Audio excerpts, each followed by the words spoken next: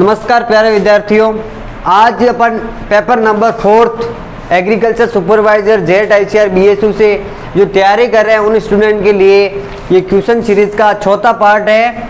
सभी इम्पोर्टेंट सवाल पिछले साल पूछे गए एग्जाम के पेपर से और अपने जो नोट्स है उससे भी निकाले गए इम्पोर्टेंट क्वेश्चन है जो इस यूट्यूब के माध्यम से आपको प्रोवाइड होंगे। स्टार्ट करते हैं। आज का पहला सवाल है फसलों में, इम्पोर्टेंट सवाल है, फसलों में पाले से बचाव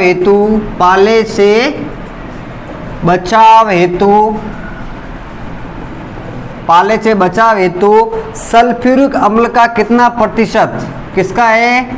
सल्फ्यूरिक एसिड मतलब H2SO4 का कितना प्रतिशत छिड़काव में काम में लेते हैं। तो इसका मैं डायरेक्ट आंसर लिख रहा हूँ, कितना हो जाएगा? 0.1% जो भाग है वो पाले से बचाव के लिए अपन किसका प्रयोग करते हैं? सल्फ्यूरिक अम्ल का। किसका करते हैं? सल्फ्यूरिक अम्ल का। लिख लेना है इसको साथ साथ में। इम्पोर्टेंट है कि पाले से बचाव करना है अगर फसलों को, तो अपन को H2SO4 का कितना प्रतिशत? 0.1%। फिर दूसरा क्वेश्चन ये वापस घुमा कर पूछ लिया, जेम का TSS। तो जेम का TSS इसने ऑप्शन दे रखे हैं 48 to 50%। सेकेंड ऑप्शन दे रखा है इसने 18 से 20%। थर्ड ऑप्शन दे रखा है इसने 65 to 68%। फोर्थ ऑप्शन दे रखा है इसने 40 to 42%। तो बताओ जेम में जो TSS की मात्रा होती है वो कितनी होती है? 65 से लेकर 68%। ठीक है, जो मिठास होता है वो 65 से लेकर 18% तक होता है। अगला सवाल है, एकांतर फलन समस्या है। एकांतर फलन समस्या है मतलब पूछा है कि एकांतर फलन की जो समस्या है वो किस में है। आप देखो ए ऑप्शन दे रखा है इसने केले में, बी ऑप्शन दे रखा है आंवला में,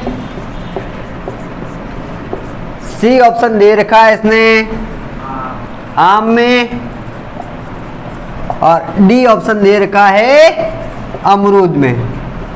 तो बताओ जो एकांतर फलन की समस्या होती है वो किसमें पाई जाती है? किसमें पाई जाती है? आम में। किसमें पाई जाती है?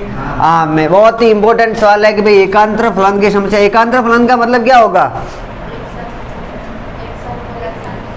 मतलब एक साल में कितनी बार फल देगा? एक बार। और पूरे जीवन में सिर्फ एक बार फल देते उसे क्या कहते हैं? मोनोकार्पिक। क्या कहते हैं? मोनोकार्पिक। मोनोकार्पिक का मतलब क्या होता है? अपने जीवन चक्र में कितनी बार फल देना है? एक बार। मतलब जीवन चक्र में कितनी बार फल देगा? एक बार। तो ऐसा कौन सा फल है जो अपने जीवन चक्र में सिर्फ एक बार फल देता है? तो उसका आंसर क्या हो जाएगा? केला। और केले का वैज्ञानिक नाम क्या होता है? केले का क्या होता है? मूसा पैराडिसिका। क्या होता है? मूसा पैराडिसिका। आम का तो सबको पता ही होता है, क्या होता है? Mangifera indica. क्या होता है? आंवले का क्या होता है? अम्बालिका ऑफिसिनेलिस। क्या होता है? लिख लेना साथ साथ में, बोल रहा हूँ अम्बालिका ऑफिसिनेलिस। सीडी। अमरूद का क्या होगा? अमरूद का होगा सीडियम गुआ जावा। क्या होगा?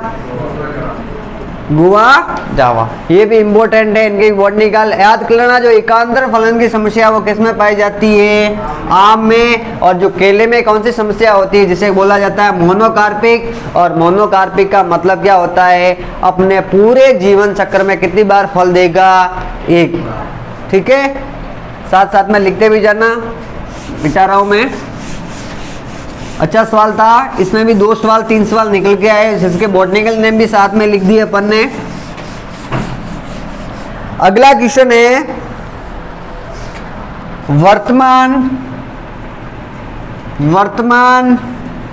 भारत के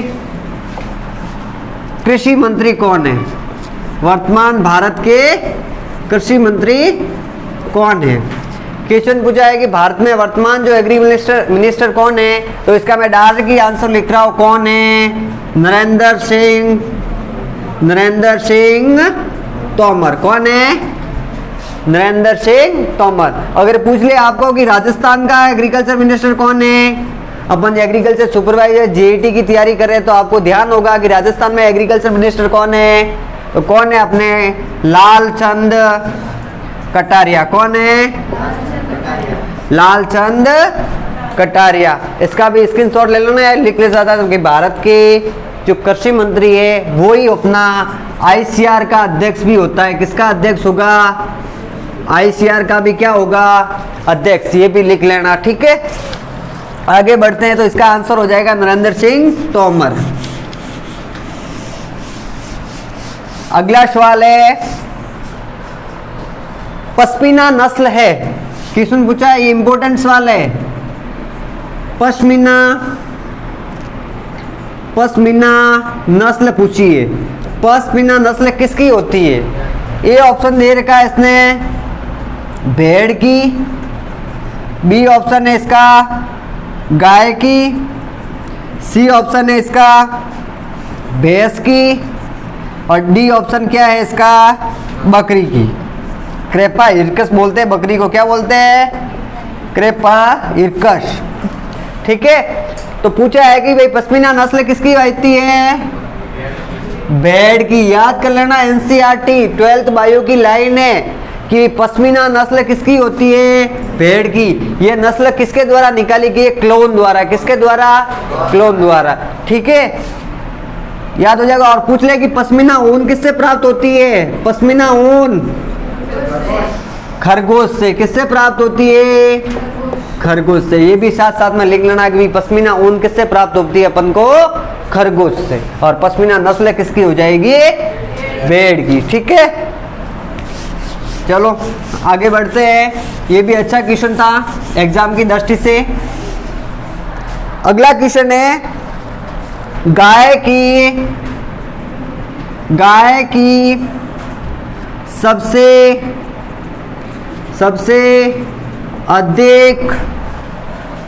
अधिक दूध देने वाली नस्ल है। क्या क्वेश्चन पूछा है? गाय की सबसे अधिक दूध देने वाली नस्ल है। ये ऑप्शन दे रखा है इसने जर्सी, बी ऑप्शन दे रखा है इसने हरियाणा, सी ऑप्शन दे रखा है इसने साहिवाल, और डी ऑप्शन दे रखा है इसने हॉलिस्टाइन फिजिशियन। क्या होगा इसका आंसर? गाय की सबसे अधिक दूध देने वाली नस्ल, अगर विश्व के हिसाब से पूछा गया है कि ऑल ओवर पूरे भारत विश्व में सर्वाधिक दूध देने वाली नस्ल कौन सी है?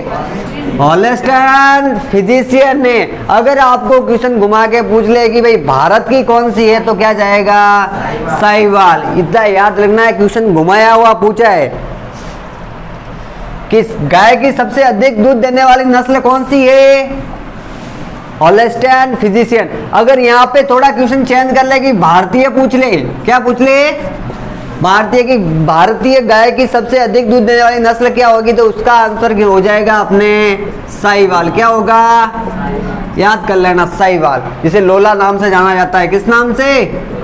लोला। अब देखो जर्सी दे रखा है, जर्सी की क्या विशेषता होती है? क्योंकि जर्सी गायों में सर्वाधिक मात्रा में क्या पाई जाती है? सर्वाधिक वसा। कितनी पाई जाती है? तो याद कर लेना, सर्वाधिक वसा पाई जाती है 5.25% के आसपास। गायों में सर्वाधिक जो वसा पाई जाती है वो जर्सी गाय में पाई जाती है।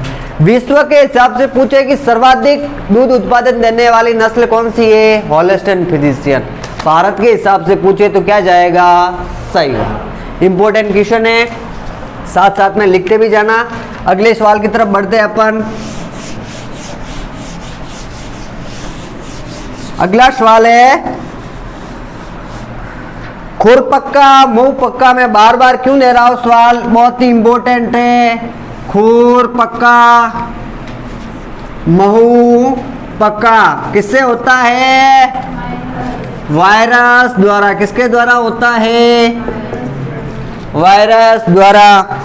फिर अगला क्वेश्चन पूछा है, ये भी इंपॉर्टेंट है, गाय में गर्भावधि होती है, मतलब पूछा है कि गाय में गर्भावधि कितने दिन की होती है। ए ऑप्शन दे रखा है इसने 300 दिन, बी ऑप्शन दे रखा है 282 दिन, तीन ऑप्शन दे रखा है 250 दिन, और डी ऑप्शन दे रखा है इसने 180 दिन। तो जो गाय में जो गर्भावधि होती है वो याद कर लेना कितनी होती है, 282 दिन। भैंस की पूछ ले तो आपको कितनी याद रखनी है, 310 दिन। भेड़ की पूछ ले तो आपको कितनी याद रखनी है, 151 डेज। कितनी होती याद रखनी है, भैंस बकरी की लगभग सेम होती है, 1-2 दिन का फर्क होता है। सबसे ज्यादा किसकी होती है, 410। किसकी होती है, ऊंट की होती है। याद कर लेना, ये साथ साथ में ये भी लिख लेना, ठीक है। अपन आगे बढ़ते हैं, ये भी साथ साथ बोल रहा हूँ, देख रहे हो आप, लिख लेना इसको साथ में। इंपॉर्टेंट सवाल है, सारे एग्जाम में पूछे हुए हैं। फिर अगला सवाल है,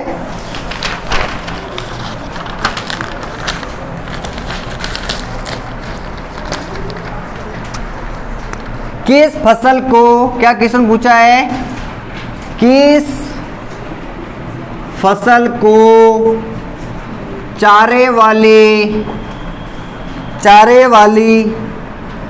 वाली फसलों का राजा कहा जाता है, राजा।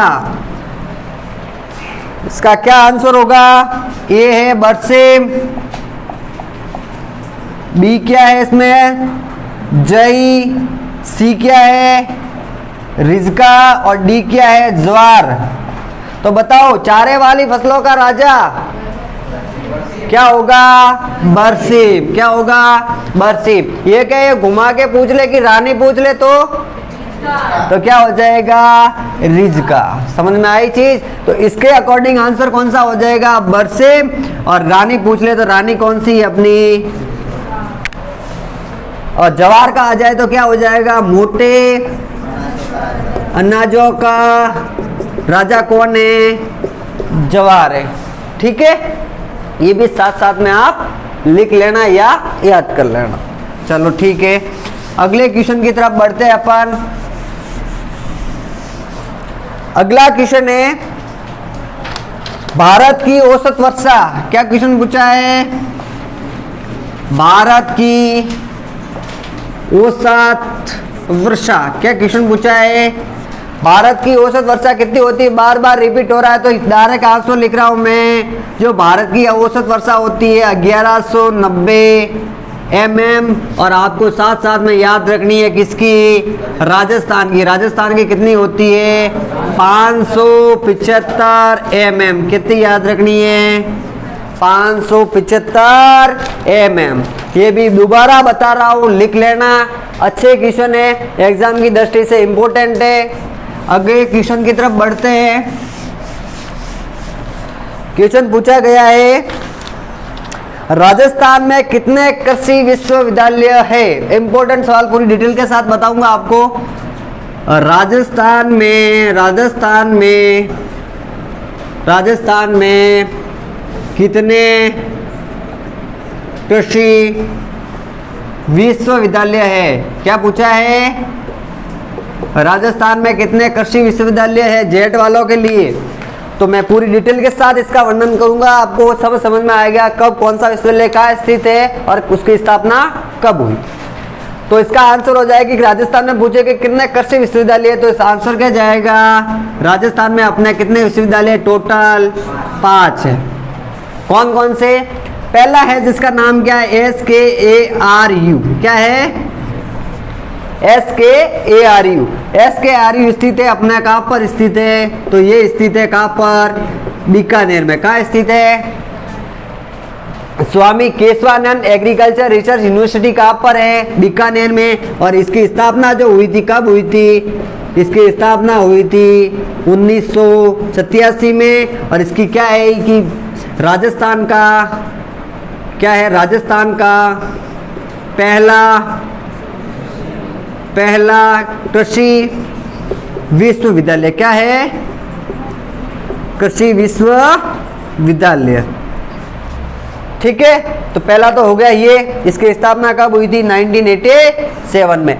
राजस्थान का पहला कृषि विश्वविद्यालय कौन सा है? अपना बीकानेर वाला। समझ में आ गया चीज, ये पहला हो गया। दूसरा मैं बता रहा हूं आपको, दूसरा नाम है जिसका नाम क्या है? MPUAT,